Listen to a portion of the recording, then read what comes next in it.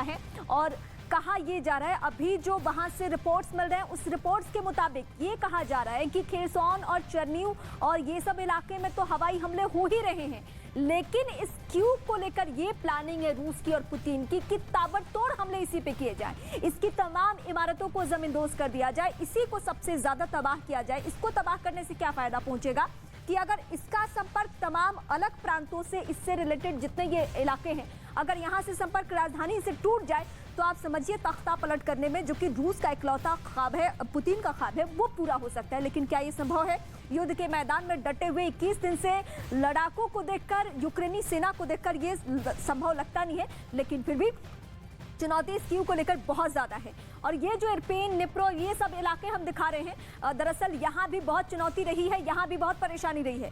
लेकिन फिलहाल आज की स्थिति क्या है? आज की स्थिति यह है कि ताबड़तोड़ हमले सिर्फ और सिर्फ क्यू में किए जा रहे हैं। अब हम आपको कुछ अलग रिपोर्ट्स बताते हैं। ब्रिटिश एयरफोर्स के पूर्व प्रमुख एडवर्ड स्टिंगर के एक बयान से दुनिया में खलबली मची है। ऐसा उन्होंने क्या कह दिया है, क्या बयान जारी किया है, और रूस और पश्चिमी देशों के बीच परमाणु युद्ध, उनका कहना है कि सिर्फ एक कदम दूर है। ऐसा क्यों कहना है?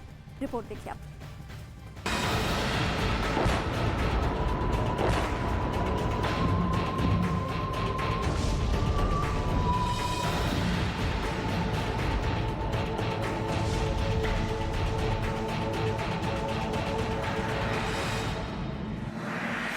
पूरी दुनिया में टेंशन,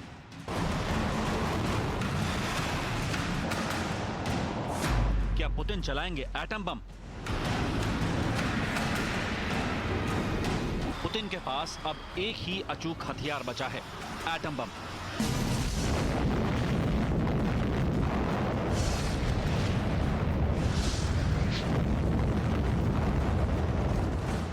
लड़ाकू विमानों से लेकर बम वर्षक तक और रॉकेट से लेकर मिसाइल तक पुतिन सब कुछ इस्तेमाल कर चुके हैं। लेकिन ज़ेलेंस्की झुकने को तैयार नहीं है। एक तरफ अमेरिका और नेटो देश पुतिन पर दबाव बना रहे हैं और दूसरी तरफ मॉस्को की जनता पुतिन के खिलाफ सड़कों पर उतरी है। तो क्या मॉस्को से कीव तक चुनौतियों का सामना कर रहे पुतिन दबा सकते हैं एटम बम का बटन?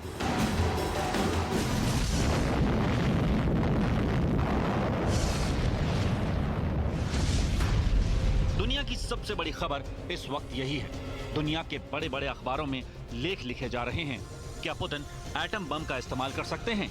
अगर परमाणु युद्ध हो गया तो क्या होगा?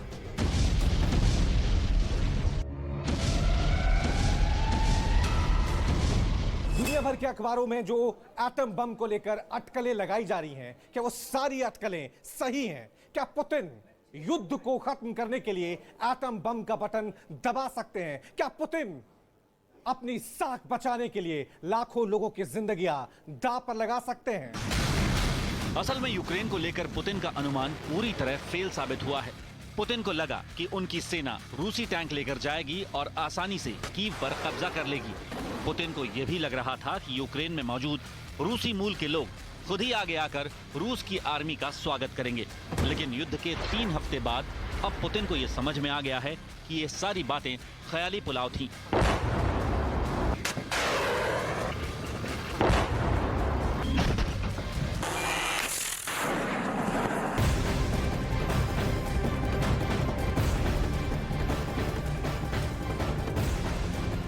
और यूक्रेन की सेना पर ड्रोन से हमला, रूस की सेना ने एक वीडियो जारी किया है। यूक्रेन के सैन्य ठिकानों पर हमला बोला गया है। यूक्रेन के सैन्य ठिकानों को ध्वस्त किया गया है। ये यूक्रेन पर ड्रोन से हमला, और रूस ने ये बाकायदा वीडियो जारी किया है। रूसी सेना हो या फिर यूक्रेनी सेना, ये दुनिया को अपनी अपनी ताकत दिखा रहे हैं, और यही वजह है कि दुनिया के सामने ये दिखाएं कि हम ताकतवर, और इसके लिए दोनों ही तरफ से, रूसी सेना हो या फिर यूक्रेनी सेना, दोनों टारगेट भी करते हैं और उसके बाद एक वीडियो भी साझा करते हैं ताकि दुनिया को पता चले कि हम कर क्या रहे हैं।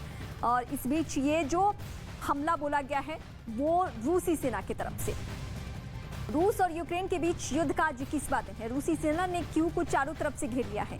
मिकोलाइव इलाके में रूसी सेना ने तेल डिपो को निशाना बनाया और उसे उड़ा दिया। इस तेल डिपो से धुएं का गुबार उठ रहा है, ऐसा लग रहा है जैसे कोई ज्वालामुखी फट चुकी हो। लेकिन यूक्रेन की सेना भी लगातार हमले कर रही है।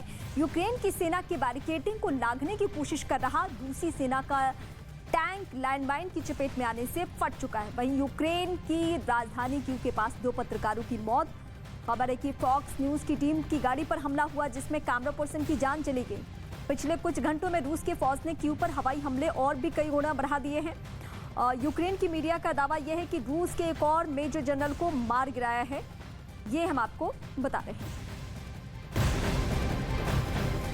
रूस के पैरा ट्रूपर्स ने यूक्रेन के कई खतरनाक हथियारों को जब्त करने का दावा किया है।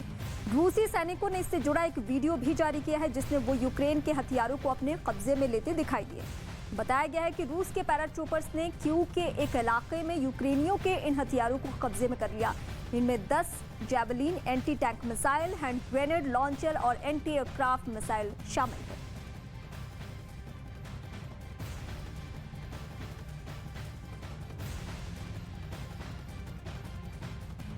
नेटो प्रमुख जेंस स्टोल्टेनबर्ग ने रूस पर बहुत बड़ा आरोप लगाया है। उनका कहना है कि रूस यूक्रेन में रासायनिक हथियार से हमले की तैयारी कर रहा है। नेटो प्रमुख का कहना है कि रूस किसी फॉल्स फ्लैग ऑपरेशन का यूक्रेन पर रासायनिक हमले को अंजाम दे सकता है।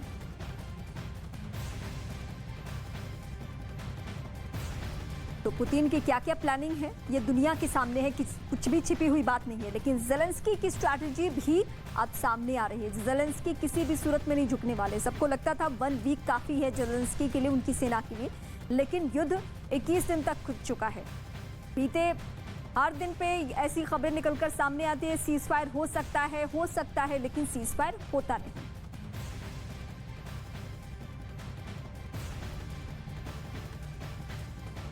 They claimed they did not plan to invade Ukraine, but they did. They claimed they were withdrawing their troops, but they sent in even more.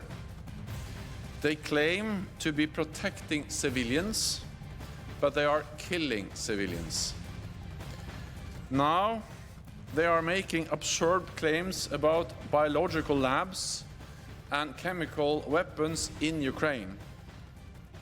This is just another lie, and we are concerned that Moscow could stage a false flag operation, possibly including chemical weapons. NATO प्रमुख gents ने रूस पर बहुत बड़ा आरोप लगाया। उनका कहना है कि रूस फॉल्स फ्लैग ऑपरेशन के तहत इस युद्ध को और भी बड़ा करने वाला है। अब आपको बताते हैं कि फॉल्स फ्लैग ऑपरेशन दरअसल है क्या। फॉल्स फ्लैग ऑपरेशन एक ऐसी सैन्य कार्रवाई होती है जहां पर एक देश छिपकर जानबूझकर खुद की संपत्ति, इंसानी जान को नुकसान पहुंचाता है, जबकि दुनिया के सामने वो ये दिखाता और बताता है कि उसके दुश्मन देश ने ऐसा किया है। उसकी आड़ में ऐसा करने वाला देश अपने शत्रु देश पर हमला कर देता है। इसी स्ट्रैटेजी के जरिए युद्ध शुरू करने का दोष अपने प्रतिद्वंदी देश पर डाल दिया जाता है और फिर जवाबी कार्रवाई के नाम पर युद्ध का ऐलान कर दिया जाता है। फॉल्स फ्लैग रणनीति का इस्तेमाल कई युद्ध में किया जा चुका है।